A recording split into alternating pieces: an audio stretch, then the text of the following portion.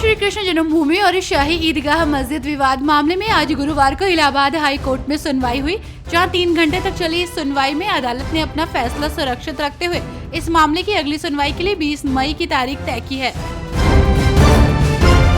Samajwadi party के नवनियुक्त प्रदेश अध्यक्ष श्यामलाल पहली बार यूपी के सुल्तानपुर जा पहुंचे हैं। इस दौरान सपा प्रदेश अध्यक्ष श्यामलाल ने धनंजय सिंह और राजा भैया द्वारा बीजेपी को सहयोग देने की बात पर करारा जवाब दिया, जहां उनका कहना है कि आप सूची उठाकर देख लीजिए, पार्लियामेंट्री कैंडिडेट्स में सबसे अधिक अपराधी भाजपा में ही मिलेंगे, जो कि चुनाव मैदान में हैं।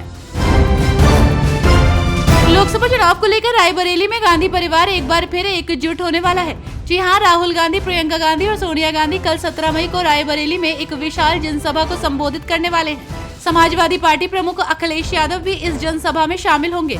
बड़ी बात तो ये है कि 2 दशकों तक इस सीट से सांसद रहने वाली सोनिया गांधी जनसभा के पहले ही रायबरेली में एक्टिव हो गई हैं। वो 2 दिवसीय दौरे पर रायबरेली जा पहुंची हैं। लोकसभा चुनाव को लेकर बढ़ती सरगर्मियों के बीच भाजपा के फायर ब्रांड नेता गिरिराज सिंह ने पश्चिम बंगाल की मुख्यमंत्री ममता बनर्जी पर जमकर निशाना साधा, जहां सीएम ममता पर मुस्लिम तुष्टीकरण का आरोप लगाते हुए उनकी तुलना उत्तर कोरिया के शासक किम जोंग से कर दी है, जिसे लेकर पार्टी में काफी हलचल मची हुई है। लोकसभा चुनाव को देखते हुए चुनाव आयोग ने एक बड़ा बयान दिया। चुनाव आयोग ने कहा कि चुनाव के पहले 4 चरणों में औसतन मतदान 66.95% दर्ज किया गया है। अब तक के हुए चुनावों में लगभग 97 करोड़ वोटर्स में से 45.10 करोड़ ने मतदान किया। ऐसे में चुनाव आयोग ने मतदाताओं से बाकी बचे मतदान में बढ़ चढ़कर हिस्सा लेने और मतदान करने की अपील की है। लोकसभा चुनाव के बीच चुनाव प्रचार में जुटे प्रधानमंत्री नरेंद्र मोदी ने प्रतापगढ़ में एक चुनावी जनसभा को संबोधित किया। इस दौरान उन्होंने विपक्षी दलों पर निशाना साधते हुए कहा कि 4 जून को इंडिया गठबंधन टूटकर बिखर जाएगा और विपक्ष बलि का बकरा खोजेगा। उत्तर प्रदेश की मिर्जापुर लोकसभा सीट से इंडिया ब्लॉक की ओर से समाजवादी पार्टी ने रमेश बिंद को अपना प्रत्याशी बनाया।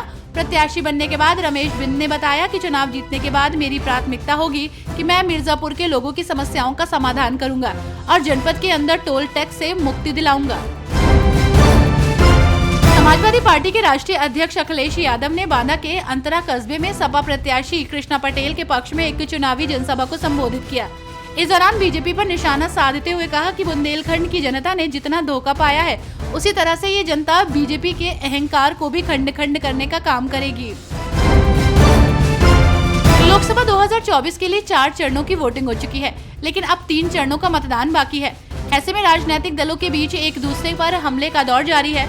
इस बीच बंगाल के हल्दिया में एक जनसभा को संबोधित करते हुए सीएम ममता बनर्जी ने बीजेपी पर आरोप लगाते हुए कहा कि नंदीग्राम में उन्हें हराने के लिए चुनाव नतीजे बदले गए हैं। मैं आज या कल बदला लूंगी, क्योंकि वहां पर ईडी सीबीआई हर समय नहीं रहेगी। प्रधानमंत्री नरेंद्र मोदी के रोड शो के बाद अब विपक्षी इंडिया गठबंधन भी देश की आर्थिक राजधानी में महारैली करने को लेकर अपनी कमर कस चुका है। खबरों के मुताबिक ये महारैली कल 17 मई को आयोजित की जाएगी। रैली में विपक्षी दलों के कई दिग्गज नेताओं के शामिल होने की उम्मीद है।